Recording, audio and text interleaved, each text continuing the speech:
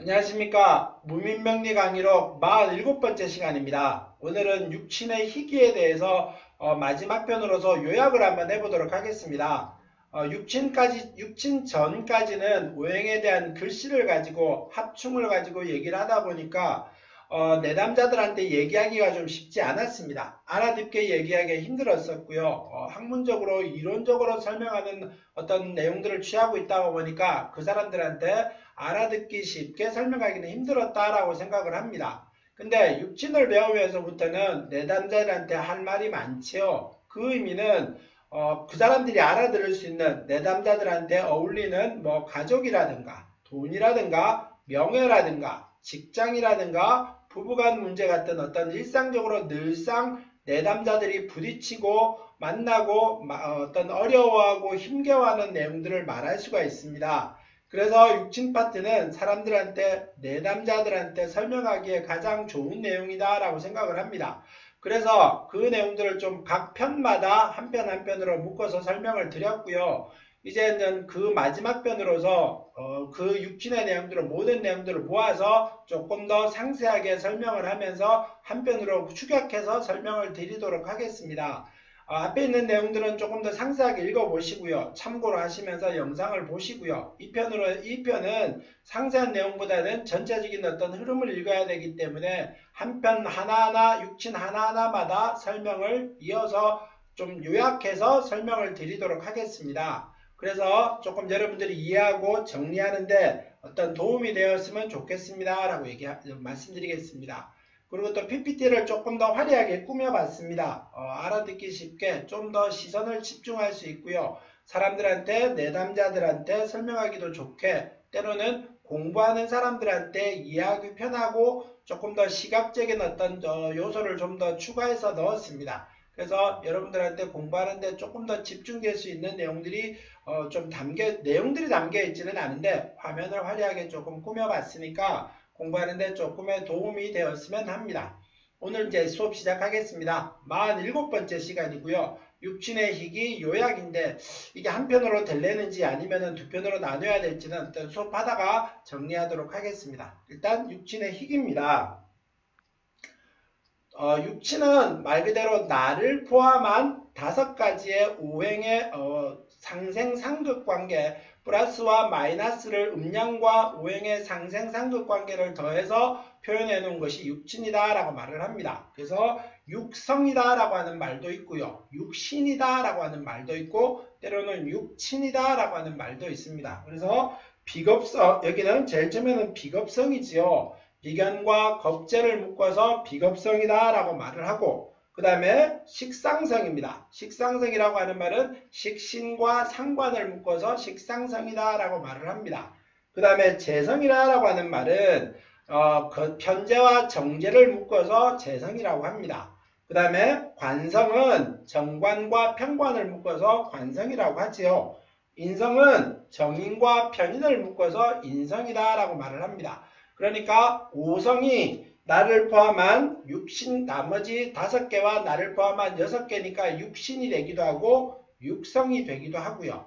때로는 이 각각 정과 편으로 나누면서 플러스와 마이너스로 나누면서 2개로 나누어지지요. 비견과 겁재, 식신과 상관, 정제와 편제, 정관과 편관, 정인과 편인 이렇게 나누면은 10개가 됩니다. 그래서 십성 때로는 십신이다 라고 하는 말도 쓰이기도 합니다.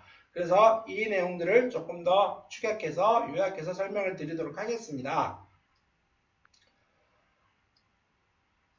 이 육신의 활용에서는요, 육신은 뭐 여러 가지 내용들이 있긴 합니다만은 크게 육신을 활용하기 위해서는 이러이러한 내용들을 좀 살펴보시고 좀 읽어보십시오 라고 말씀드립니다. 첫 번째, 육신이 혼잡되었는지, 그 다음에 편중되었는지, 그 다음에 부족한 육신이 있는지, 쉽게 말하면은 같은 목일간이더라도 그 다음에 화가 음과 양이 같이 있는지, 토가 음양이 같이 있는지, 때로는 편중이 됐다는 말은 일간을 대비해서 어느 하나의 오행이 많이 있는 것들을 말합니다.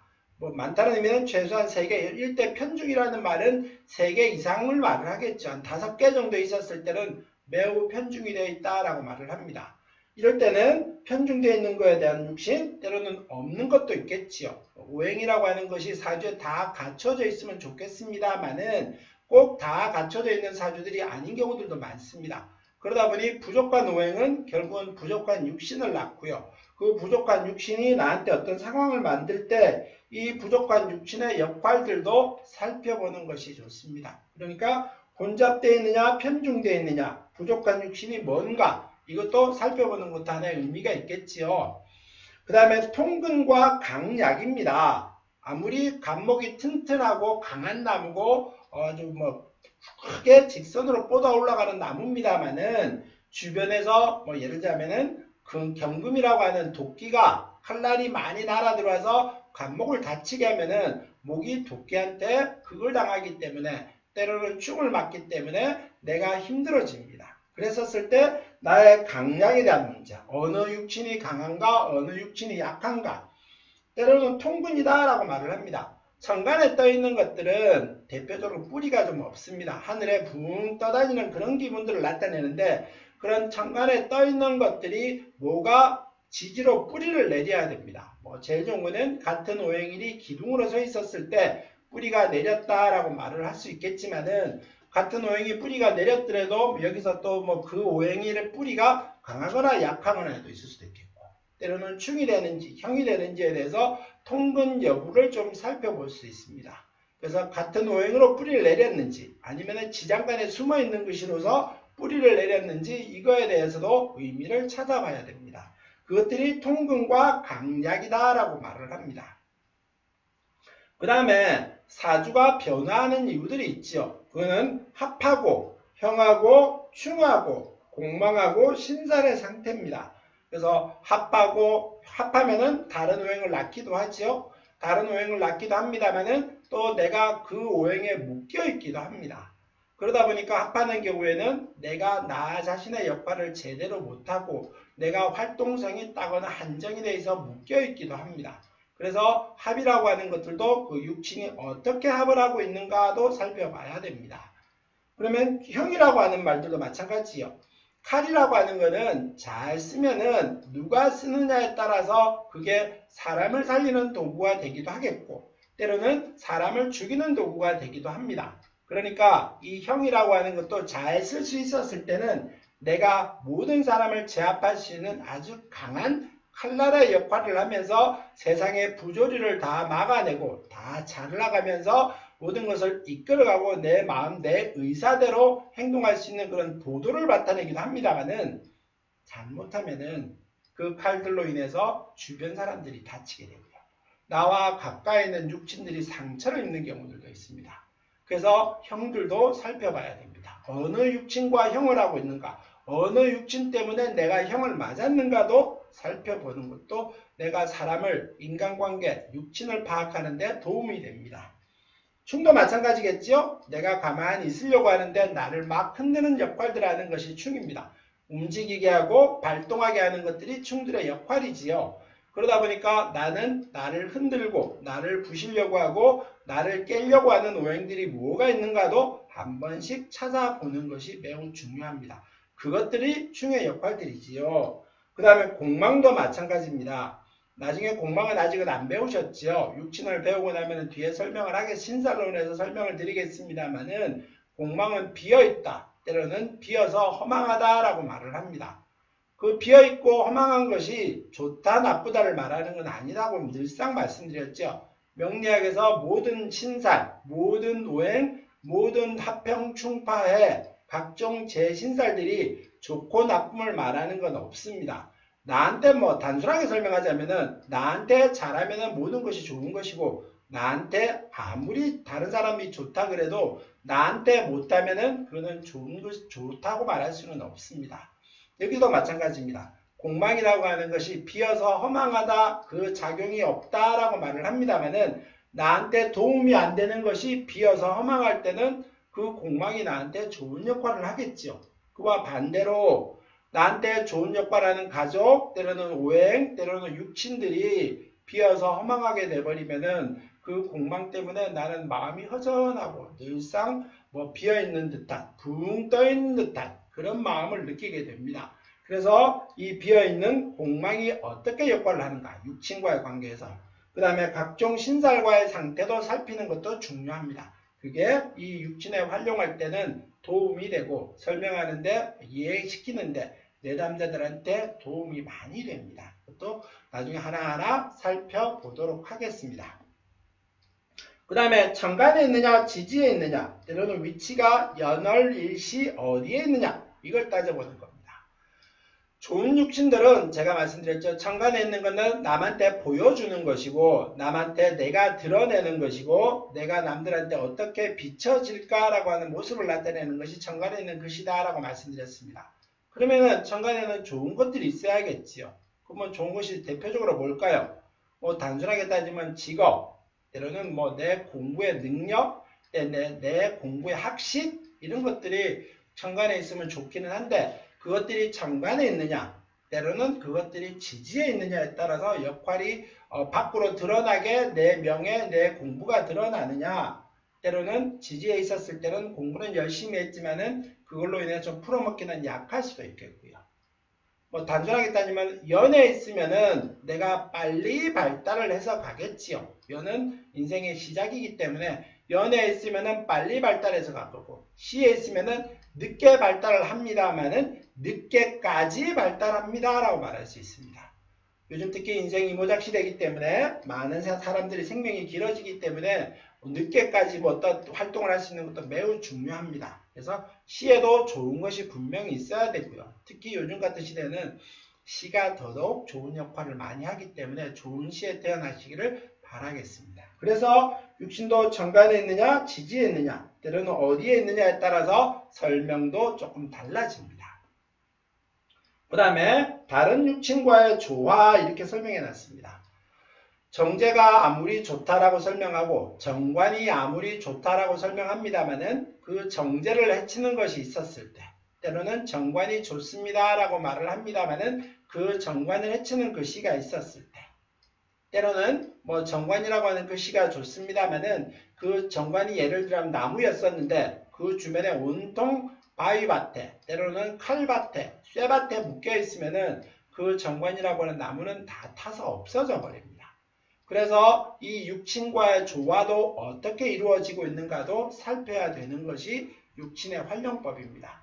좀 복잡하지요? 이 많은 내용을 과연 다 알아야 됩니까? 라고 물어보시면은 글쎄요, 뭐 공부기 때문에 뭐 하나라도 머릿속에 더 넣고 있으면은 이 명리학이라고 하는 것 자체가 0과 100을 말하는 학문은 아닙니다. 그렇다가 보니까 많이 알고 있고 많은 지식을 담고 있으면은 그 사람한테, 부처님의 설법 중에 대기설법이라고 하는 말들도 있지요. 그 사람한테 각각 맞는 설명을 해준다라고 표현하는 건데 이 명리학도 마찬가지입니다. 어떤 크게 말하면 7, 80%의 확률을 가지고 얘기합니다만은 그 7, 80% 확률 속에서도 각자 어떤 상황들이 전부 다 다릅니다. 그렇기 때문에 그 상황에 각자 상황에 맞춰서 설명하자면은 많은 내용들을 경험과 이론적인 지식을 갖고 있으면서 그 사람한테 맞춰서 설명할 수 있는 그런 수준까지 내가 되어야 됩니다. 그렇게 하기 위해서는 이 육신의 활용법도 뭐 알아두셔서 활용할 수 있으면 매우 좋겠지요. 그래서 이러이러한 것들을 유념하시면서 공부하시기 바라겠고요. 때로는 이제 다음부터 하나하나 조금 더 설명을 추가로 요약해서 설명을 드리도록 하겠습니다. 이렇게 총 10개의 육친이 있습니다. 비견, 겁재, 식신, 상관, 정제, 편제, 정관, 편관, 정인, 편인, 이렇게 10성이다 라고 말을 하면서 이렇게 10개의 육친이 있죠. 그래서 이 육친들에 대한 설명을 하나하나 살펴보도록 하겠습니다. 제일 먼저 항상 말하지만 비견부터 해보죠. 비견에 대한 설명을 드리겠습니다. 이 비견은 비견에 대한 설명을 드리겠습니다. 비견은 나와 오행이 같으면서 음양까지 같은 것이 비견이지요. 그러다 보니 나와 성별도 같은 어떤 나와 힘이 같은 사람을 말을 합니다. 그래서 비견의 성격은 자존심이 강하고요. 의지, 간섭, 굴복이 싫고 그 다음에 독립, 개척 정신이 강합니다. 비견이 사주에 많은 사람은 자존심이 세고 의지가 강하고 간섭이 싫지요. 굴복하는 것이 싫습니다. 쉽게 말하면 잘못했다라고 무릎 꿇거나 사과하는 것들을 힘들어합니다. 그래서 혼자 뭘 하려고 하고 독립해서 살려고 하고 이때까지 이렇게 놓은 것보다는 앞으로 한 걸음 한 걸음 더 새로운 길을 개척하려고 하는 기질이 강하다라고 설명을 해놨습니다. 그 다음에 비견은 이런 어떤 기질이 있습니다만은 비견이 잘 선화된다, 어떤 재화된다라고 표현을 합니다. 비견이 좋은 역할을 하고 잘 재화될 때는 협동정신도 강합니다. 협력정신도 강하지요. 때로는 희생과 봉사를 할 수도 있습니다. 내 한 몸 던져서 어떤 희생을 하기도 하고 내 한 몸 던져서 뭘 이룩하는데 뭐 주축돌과 같은 역할을 하기도 한다. 이렇게 얘기합니다. 그래서 비견의 역할은 사리사욕이 없지요. 이제 사주에 비견이 많으면은 특히 재를 극하기 때문에 비견 많은 사람들은 재물에 대해서 크게 욕심이 없다라고 말을 하기도 않습니다만은 뭐 누구나 다 재물에 대한 욕심을 먹고 살기 위해서 다 재물을 벌려고 하고 돈을 벌기 위해서 일을 하지요. 그런 측면으로 따지면 재물에 욕심이 없다라고 말을 하진 않습니다만은 근데 돈을 쫓아서 이리저리 흔들리면서 때로는 상황에 따라서 돈에 따라서 이렇게 저렇게 흔들리지 않는다 이런 말입니다. 사리사욕이 없다라고 말하는 것이 이런 말이겠지요. 그래서 뭐 비견은 자존심, 의지, 간섭, 독립, 개척 정신이 강하지만은 때로는 협동정신, 협력정신, 희생, 봉사를 하기도 하고 사리사욕이 없다. 이렇게 얘기할 수 있습니다. 근데 비견을 설명하고 이제 비견이 다른 육친과의 조화를 살펴볼 때는 비견을 제일 먼저 딱 봤다. 그러면은 신약한가 신강한가를 먼저 살펴봐야 됩니다.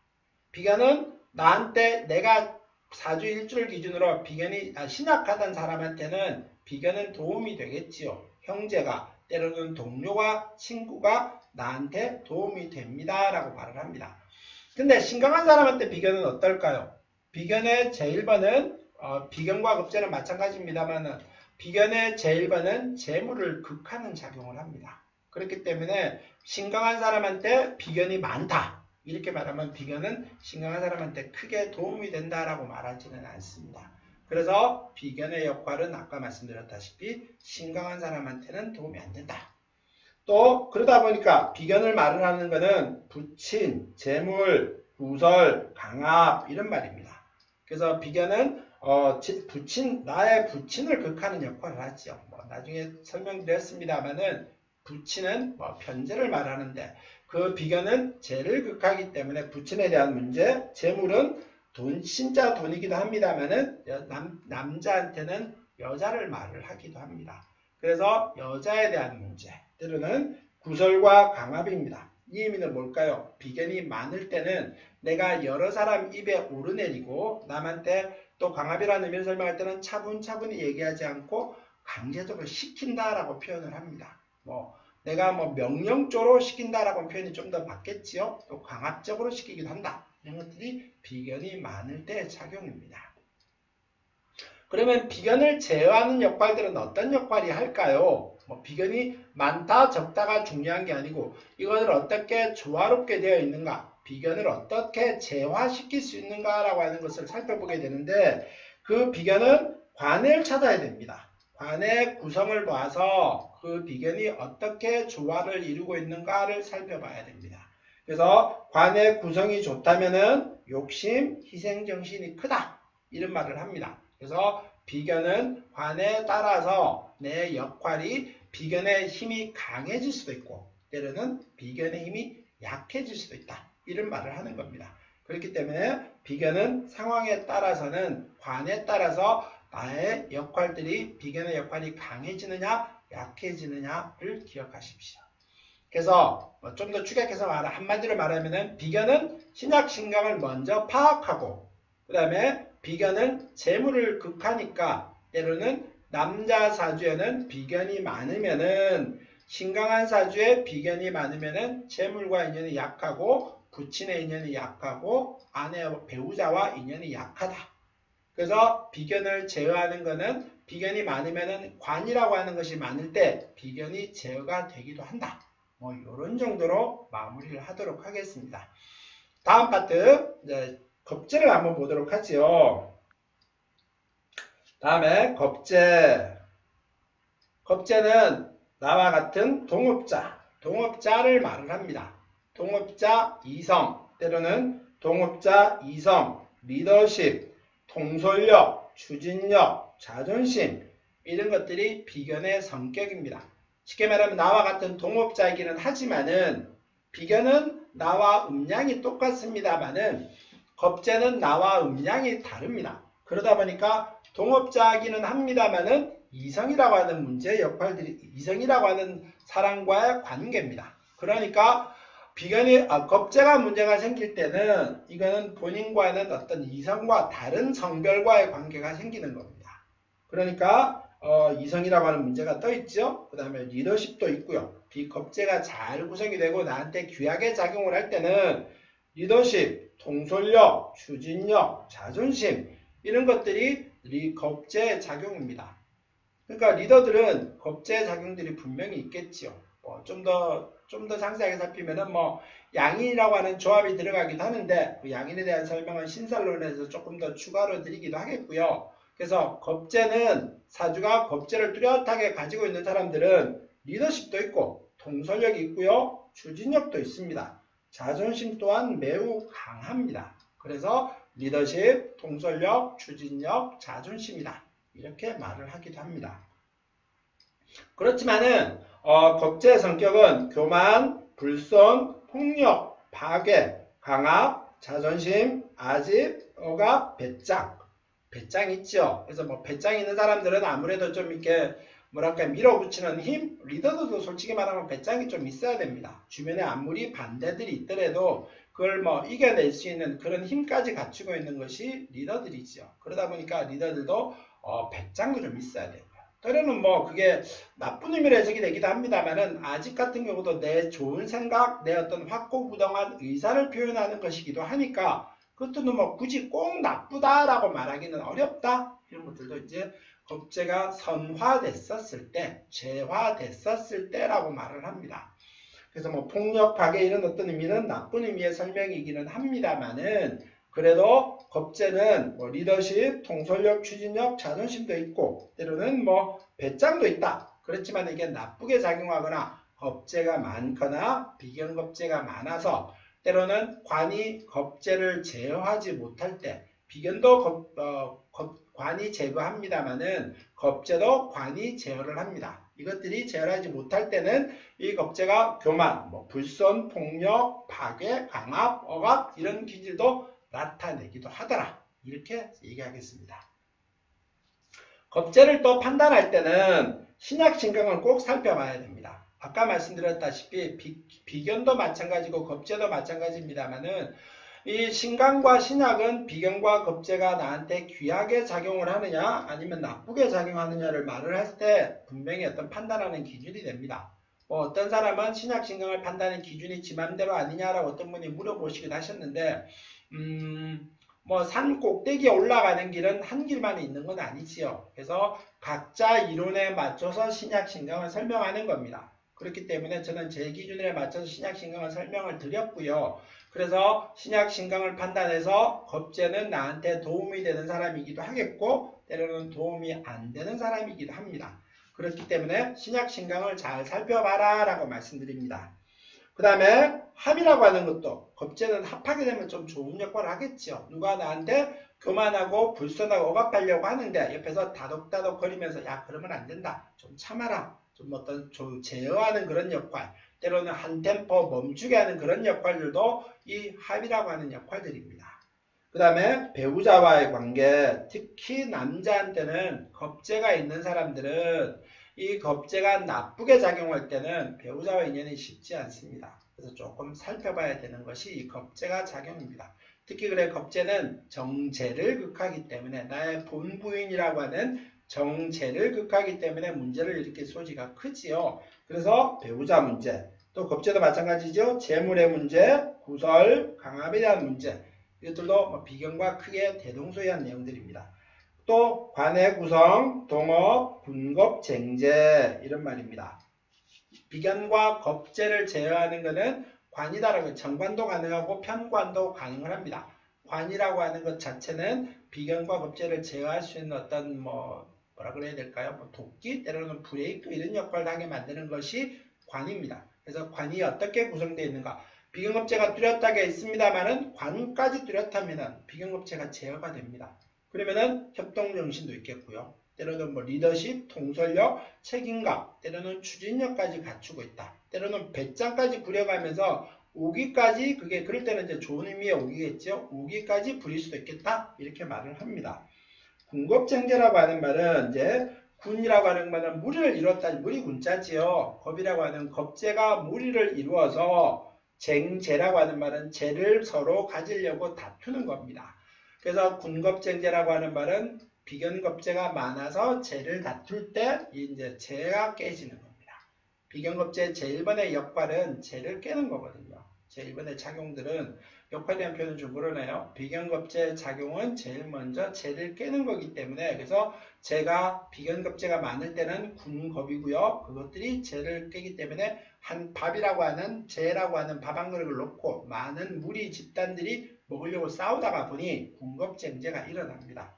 그러니까 비견과 겁재를 볼 때는 사주로 신약신강을 파악을 하시고요.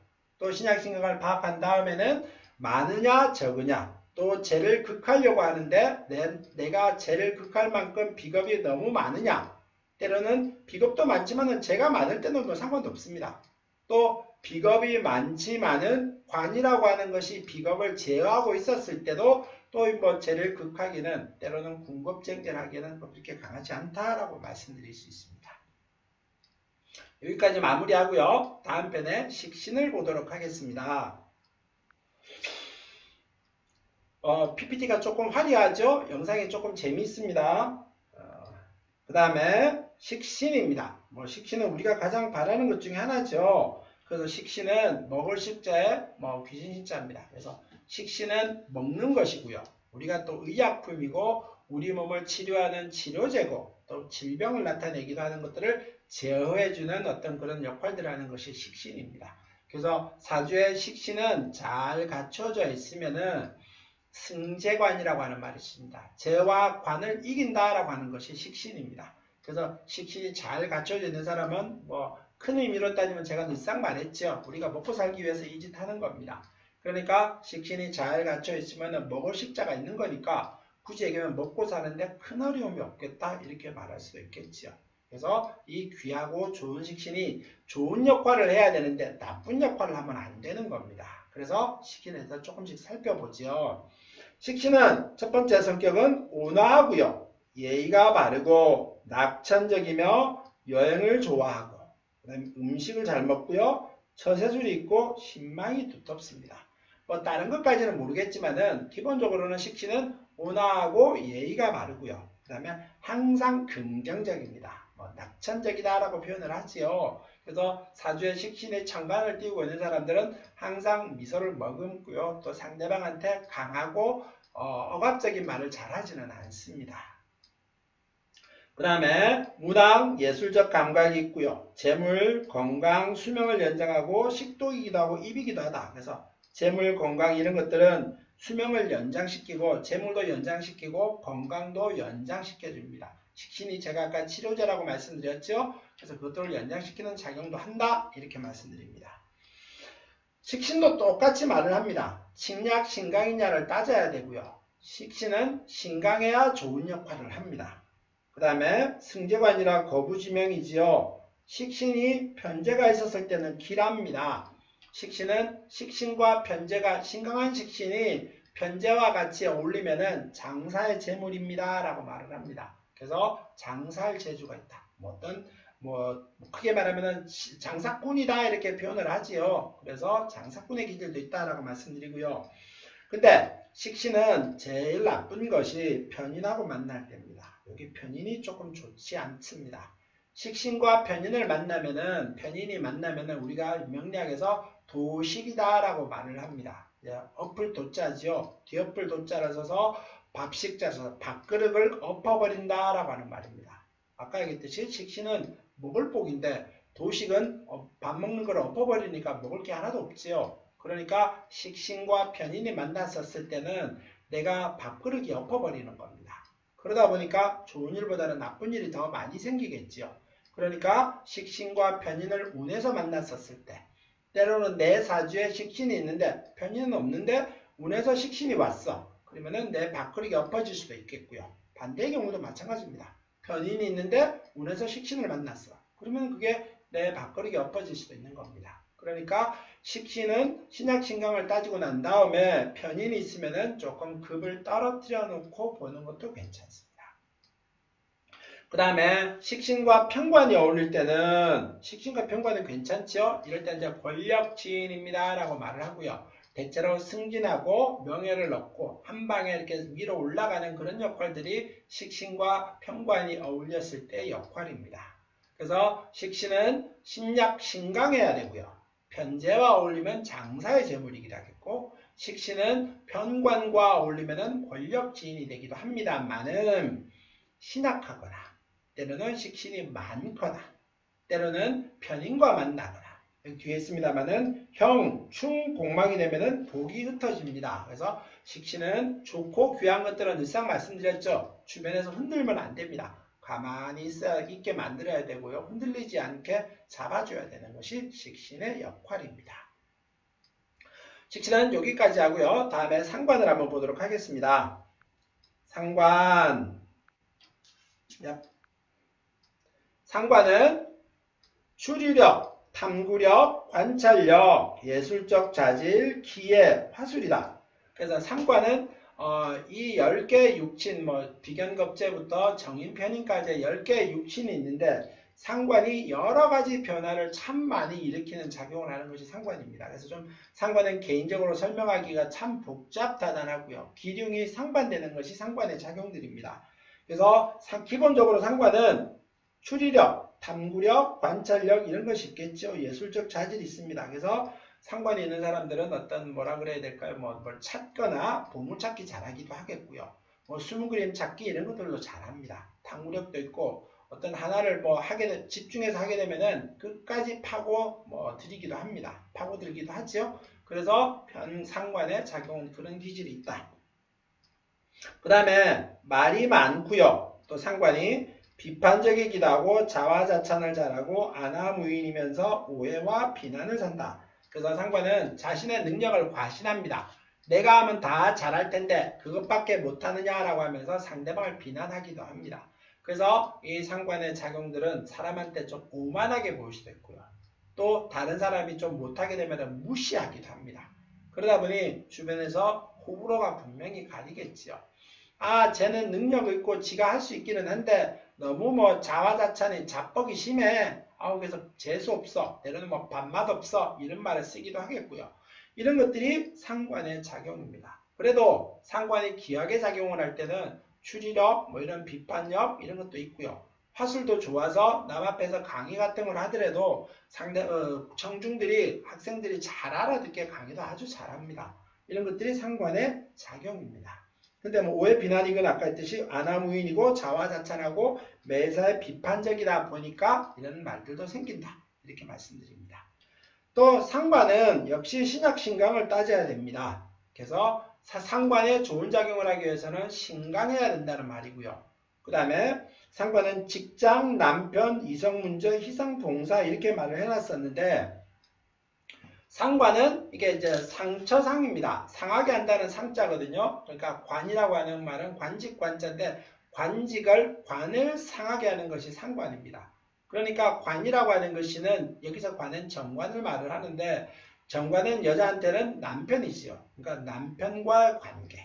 때로는 여기 직장이라고 써놨는데 직장과의 문제를 일으키기도 하죠. 퇴직한다는 말이기도 합니다.